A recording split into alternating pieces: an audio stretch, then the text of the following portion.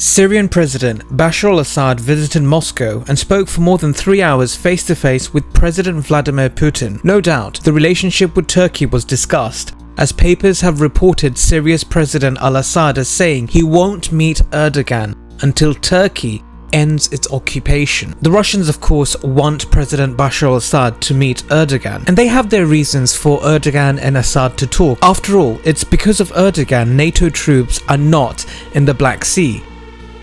And also, Erdogan continues to buy cheap Russian gas, and the Russian gas is also helping Turkey at present battle sky-high inflation. And the Turks, of course, are having to rely on Russian gas quite heavily right now in order to rebuild after the earthquakes and provide people jobs. So Putin and Erdogan are friends due to mutual benefit. But how likely is Assad to meet Erdogan? Well, nobody can be sure yet. The Turkish elections are around the corner. In May, we will find out whether Erdogan stays or goes. So meeting between Assad and Erdogan in the near future is unlikely. If Erdogan gets back into power, there might be a possibility. It's hard for President Assad to forget about the backstabbing of Erdogan. Let's not forget, Erdogan was among those who decided to take advantage of the war in Syria, and he also fueled it by sponsoring and sending terrorists out there in order to bite off parts of the Syrian territory. They've done it before in the past. These tricks were played back in 1939 with the annexation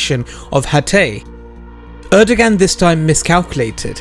With the help of Russia and Iran, Syria has stood strong. Syria has regained control over the main parts of the country's territory, except for a number of compact enclaves where Americans, Turkish puppets and Kurds cooperate with the United States in plundering Syrian oil and training terrorists.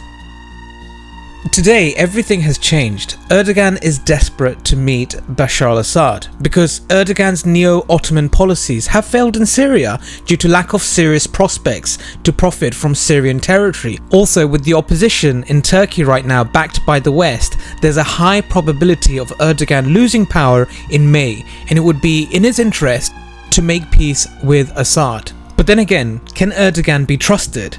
Erdogan might say he's ready to pull out, but then it will just be words with no deeds. It's happened in the past, and Assad knows this very well. Assad wants absolute assurity, and I don't think he's going to get that from Erdogan right now. The Turkish opposition promises to withdraw Turkish troops from Syria, so it's actually in Bashar al-Assad's interest that the opposition get in.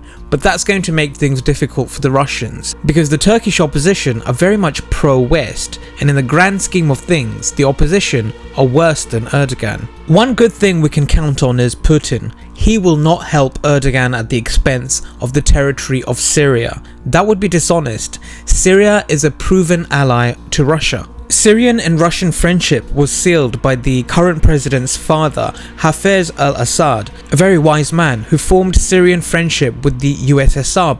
Since then, the Russians have repeatedly helped the Syrians resist territorial appetites of the Turks. My friends, it's time for Syria to rise.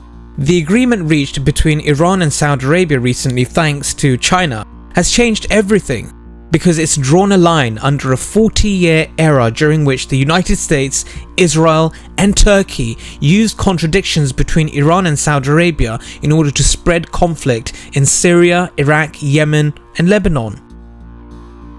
Now, for the first time, the countries of the region have a unique opportunity to arrange their lives without neo-colonialist interference. We will soon start seeing Arab countries cancelling the anti-Syrian sanctions which they shamelessly imposed under American pressure.